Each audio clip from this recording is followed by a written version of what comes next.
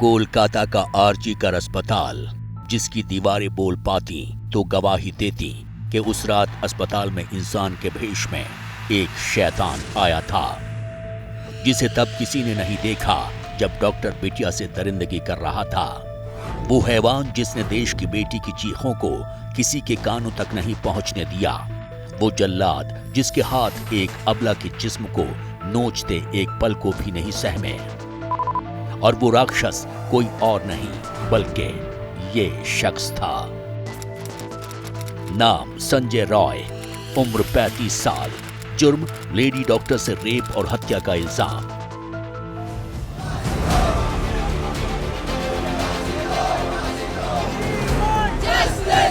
देश को झकझोर देने वाली वारदात का फिलहाल यही किरदार है, यही जिम्मेदार है और यही गुनाहगार है। लेकिन सवाल बरकरार है। सवाल यह है कि क्या संजय रॉय ने इतनी बड़ी वारदात को अकेले ही अंजाम दिया? सबसे बड़ा सवाल यह है कि संजय रॉय को कैसे पता था कि पीड़ित डॉक्टर उस समय अस्पताल के सेमिनार हॉल में अकेली है और सो रही है। सवाल ये भी है कि क्या किसी ने संजय रॉय को लेडी डॉक्टर के अकेले होने की खबर दी? और सबसे बड़ा सवाल ये कि लेडी डॉक्टर के साथ दरिंदगी सिर्फ एक हादसा या वारदात है या फिर एक सोची समझी साजिश है। यही वो सवाल है जिनका जवाब 140 करोड़ देशवासी जानना चाहते हैं। और इन्हीं सवालों की तह तक जाने के लिए सीबीआई पूरा जोर लगाए हुए है। इसीलिए आरोपी संजय रॉय का साइकोलॉजिकल टेस्ट किया गया। सेंट्रल फॉरेंसिक साइंस लेबोरेटरी के 5 एक्सपर्ट की टीम ने सवाल पूछे, वारदात वाली रात से जुड़ी घटनाओं का सच जानने की कोशिश की।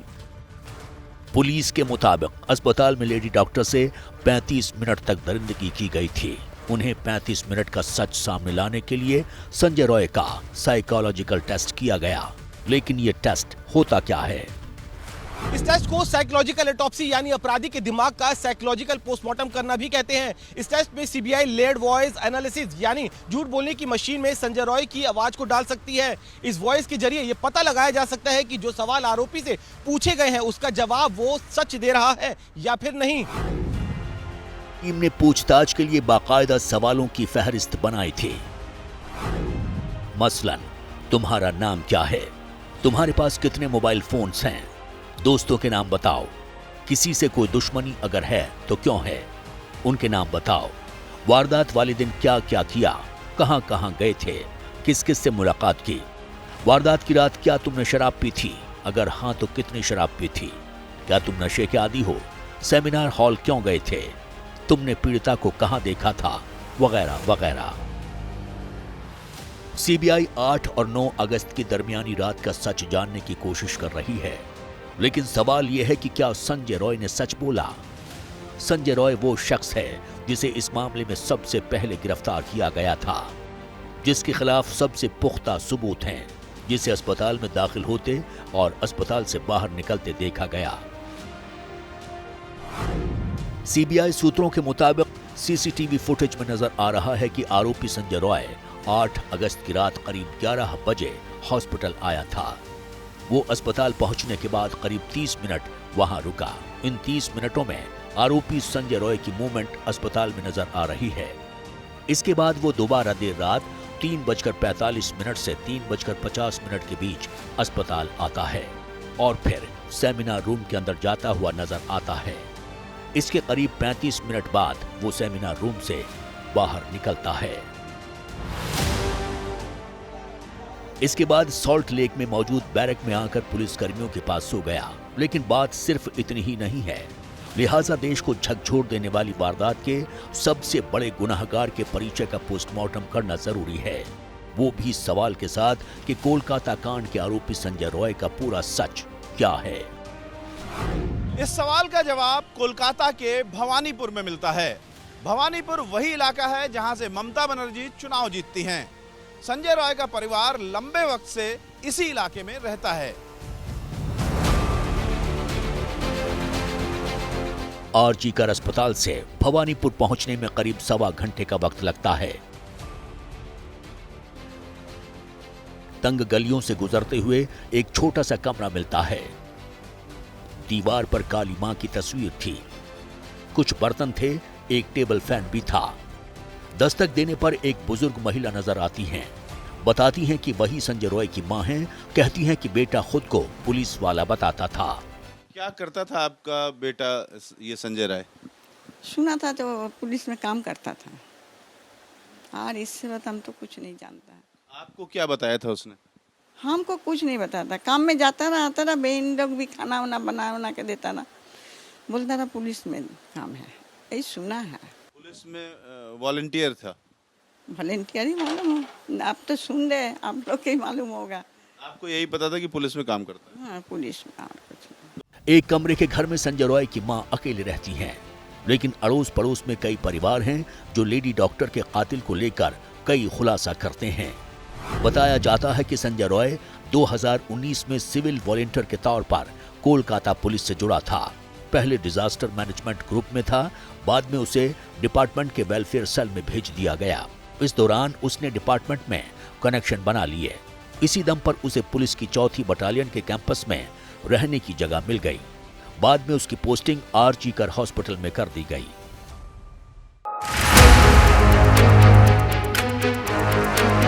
संजय रॉय जो टी शर्ट और टोपी पहनकर घूमता था, उस पर कोलकाता पुलिस छपा था। उसने अपनी बाइक पर भी कोलकाता पुलिस का स्टिकर लगा रखा था। वो कुछ वक्त से आरजी कर मेडिकल कॉलेज में पुलिस चौकी पर काम करने लगा था। वारदात के बाद पुलिस चौकी से ही वो गिरफ्तार हुआ था, लेकिन सवाल है कि ऐसा क्या था जिसने एक शख्स को इंसान से शैतान बना दिया।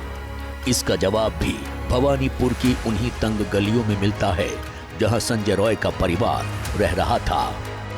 8 दिन हो गया, 10 दिन हो गया, कोई फैसला नहीं, कोई मिছিল नहीं है, कुछ नहीं हो रहा। बोलना बेकार ही है ना। देश में झमेला बढ़ रहा, तंगी हो रहा। इतना दिन से सीरिया वाला लोग खोज कर नहीं निकल रहा, पुलिस लोग नहीं है, तो हम लोग पब्लिक क्या करेंगे? पड़ोसी बताते हैं कि संजय की मां मेंटली डिस्टर्ब है। छोटी बेटी घर पर मां की देखभाल करती है। पड़ोसियों ने संजय रॉय को लेकर कई चौंकाने वाली बातें बताई। मसलन संजय रॉय ने 4 शादियां की थी। वो अपनी बीवी से मारपीट करता था, इसलिए उसकी 3 पत्नियां उसे छोड़कर चली गईं, जबकि चौथी पत्नी की मौत कैंसर से हुई थी। कुछ पड़ोसियों का तो ये भी दावा है कि संजय ने 4 नहीं बल्कि 5 शादियां की थीं, लेकिन क्लेश की वजह से कोई भी पत्नी उसके साथ नहीं टिकी और छोड़कर चली गई। वैसे संजय रॉय के परिवार वालों को भी पक्का पता नहीं है कि अब तक वो कितनी शादियां कर चुका है। शादी के तो कोई न्यूज़ ही मेरे पास नहीं थे। मतलब और भी ये होता है ना कि यहाँ सभी को पता है कि इन लोग के साथ किसी तरह कोई रिलेशन नहीं है, इसलिए उन लोग भी वहाँ का चर्चा खूब एक मेरे साथ बोलते भी नहीं थे, क्योंकि ये तो अजब बात होता है ना कि बातचीत नहीं है, फिर उन लोग के बात हमको क्यों बोले, तो उन लोग भी खूब एक बोलते नहीं थे। ऐसे जब बच्चे मेरे छोटे थे, कारपूल से छोड़ने जाते, उस टाइम तो बच्चे छोटे, कारपूल में जा रहा था, तो जाते समय हम 2 बार 2 वाइफ को देखे हैं। एक बार पहले एक औरत को देखे बैठी हुई, तो हम पास में ही पूछे कि ये कौन है, बोले ये तुम्हारा भाई शादी किए हैं, उसके वाइफ है। फिर बहुत दिन बाद फिर एक बार एक औरत को देखे, वो अलग, तो मेरे मन में डाउट हुआ कि पहले तो कोई और रहती थी, ये कौन है। तो फिर पास में पूछे तो वो बोले कि तुम्हारे भाई दोबारा शादी किए हैं, माने तुम्हारे भाई को वाइफ है। बोला पहला वाले बीवी, बोले उससे छोड़ा छोड़ी हो गया है। बस यही तो मुझे पता था। अब वो दिन शनिवार के दिन जो न्यूज़ आया टीवी पे, तब मुझे पता चला कि उसके 4 शादी हुए थे। तो हम तो 2 ही देखे हैं, तो इसलिए हम कुछ बोल नहीं सकते। संजय रॉय 4 बहनों के बीच इकलौता भाई है। सबसे बड़ी बहन संजय के घर से कुछ ही कदम की दूरी पर रहती है, लेकिन करीब 15 सालों से दोनों की बातचीत बंद है। संजय ने कभी उसे अपने घर नहीं आने दिया, क्योंकि बहन ने अपनी मर्जी से शादी की थी। अपना भाई है, पर फिर भी गलत जो होता है तो गलत है ना। अगर वो ये काम किया है तो सरकार, आइन जो सजा उसे दे, मंजूर है, क्योंकि गलती हम करेंगे तो सजा भी तो लेना ही पड़ेगा ना। आप चाहेंगी कि जो दोषी होता है उसको हमेशा सजा होनी चाहिए, ऐसे मामले में संजय को फांसी हो, ये आप चाहेंगी? देखिए, अब ये न्याय मानने के लिए अगर वो दोष किया है तो हाँ बोल सर, हाँ अगर दोस्त किया है तो कोई भी बहन नहीं चाहती कि उसके भाई के साथ ऐसा हो, मगर क्या करे बोलिए, अगर वो इतना निष्ठुर काम इस तरह से एक लड़की के ऊपर किया है तो जरूर सजा होना चाहिए। जो सजा दे सरकार, आइन, जो ठीक लगे वही कर सकते हैं। मुझे कुछ नहीं बोलना। हर गलत का तो अंजाम गलत ही होता है ना। क्यों किया ऐसे, क्या सोच कर किया? एक वो डॉक्टर थी, आज हम लोग कहीं ना काम आती, वो देश का भविष्य। ऐसा होता नहीं है। क्या पूरे देश को झकझोर देने वाली इस हैवानियत की पूरी कहानी बेहद हैरान करने वाली है। लेकिन सवाल अब भी बरकरार है कि क्या इस वारदात में संजय रॉय अकेले शामिल था या उसके साथ कोई और भी था? सबसे बड़ा सवाल यह है कि संजय रॉय को कैसे पता था कि पीड़ित डॉक्टर उस समय अस्पताल के सेमिनार हॉल में अकेली है और सो रही है। क्या वो लगातार लंबे समय से डॉक्टर पर नज़र रखता था और ये जानकारी रखता था कि वो कब और कहाँ जा रही है, या फिर किसी ने उसे खबर दी और एक ये बहुत बड़ी साजिश का हिस्सा था? शक ये भी जताया जा रहा है कि लेडी डॉक्टर किसी बड़े राज को जान गई थी। इस बात को लेकर भी चर्चा हो रही है कि पीड़िता विभाग में चल रहे ड्रग रैकेट का पर्दाफाश करने की कोशिश कर रही थी। कोई रिजल्ट नहीं मिला है अभी तक। इसकी जो इंक्वायरी चल रहा है इसका कोई रिजल्ट नहीं अभी तक मिला है। इसके लिए आशा करने के बाद हम क्या कर सकते हैं? एकदम हम लोग डिपार्टमेंट का कोई नहीं और कॉलेज का कोई हमारा साथ कोऑपरेट नहीं किया। पहले से तो हम ये बोल रहा है, यही तो दिक्कत है हम लोगों का।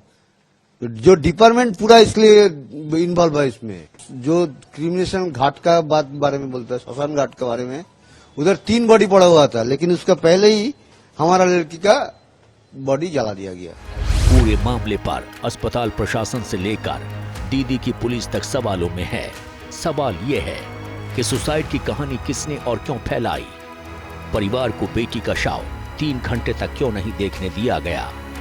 3 शव होने के बावजूद लेडी डॉक्टर का अंतिम संस्कार पहले क्यों कर दिया गया? पीड़िता की मां के मुताबिक अस्पताल की तरफ से उन्हें पहले बेटी के बीमार होने और फिर आत्महत्या की खबर दी गई, लेकिन जब वो अस्पताल पहुंचे तो 3 घंटे बाद शव देखने दिया गया। शव की हालत दरिंदगी की सच बता रही थी। বৃহস্পতিবার ডিউটি গেছে, শুক্রবার 10:53 তখন ফোন আসে প্রথম। আমরা সাথে সাথেই পৌঁছেছি, গাড়ি নিয়ে যতটা টাইম লাগে। তারপর আমাদের বসিয়ে রেখেছে, দেখতে দেয়নি। তারপর ডিপার্টমেন্টে বসে রয়েছি, 3টের সময় আমাদের দেখতে দিয়েছে। প্যান্ট ট্যান্ট গুলো সব খোলা ফেলা ছিল, গায়ে শুধু একটা জামা ছিল, চাদর দিয়ে মোড়ানো ছিল, হাতটা এরকম ভাঙা ছিল, এখানে চোখ দিয়ে রক্ত পড়ছিল, মুখ দিয়ে রক্ত পড়ছিল। না, আমি বলেছি আমার মেয়ের এই অবস্থা দেখে কেউ বলবে না সুইসাইড করেছে, মানে তাকে দেখলেই বোঝা যাচ্ছে কেউ তাকে খুন করে ফেলেছে। তখন তো আমি বলেছি আমার মেয়েটাকে অনেক কষ্ট করে ডাক্তার বানিয়েছিলাম, এরা আমার মেয়েকে খুন করে ফেলেছে। इल्जामों और सवालों की कड़ियां हर बीतते दिन के साथ लंबी हो रही हैं। इस बीच डॉक्टर बेटी के लिए इंसाफ की जंग कोलकाता से सुप्रीम कोर्ट तक पहुंच गई है। सुप्रीम कोर्ट ने कोलकाता कांड को लेकर स्वतः संज्ञान ले लिया है। अब सुप्रीम कोर्ट में ट्रेनी डॉक्टर के रेप हत्या के मामले की सुनवाई होगी। चीफ जस्टिस DY चंद्रचूड़ की बेंच 20 अगस्त को सुनवाई करेगी। 20 अगस्त को सुनवाई के लिए तय मुकदमों की सूची में ये केस 66वें नंबर पर है, लेकिन उसमें विशेष उल्लेख है कि पीठ इसे प्राथमिकता पर सुनेगी। वहीं कोलकाता में CBI अस्पताल में रेप और कत्ल की हर कड़ी को सामने लाने की कोशिश कर रही है। कॉलेज के प्रिंसिपल से सवाल